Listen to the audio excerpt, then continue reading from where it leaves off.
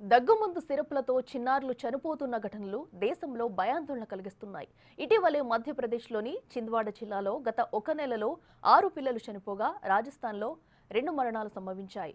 విడెక్స్ట్రోమెథర్ఫన్ hydrobromide దగ్గు syrup వాడటం వల్లే ఈ మరణాలు సంభవించాయని అధికారులు అనుమానిస్తున్నారు. ఈ ఘటనలతో మధ్యప్రదేశ్, రాజస్థాన్లో ఈ సిరప్ విక్రయం, పంపిణీని నిషేధించారు అధికారులు.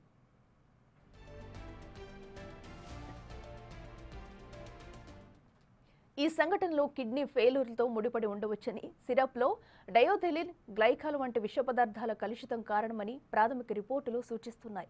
దేశవ్యాప్తంగా ప్రజా ఆరోగ్య ఆందోళనలు తీవ్రమవుతున్న నేపథ్యంలో సిరప్ల విక్రయం, పంపిణీని నిషేధించింది కేంద్ర వైద్య ఆరోగ్య శాఖ.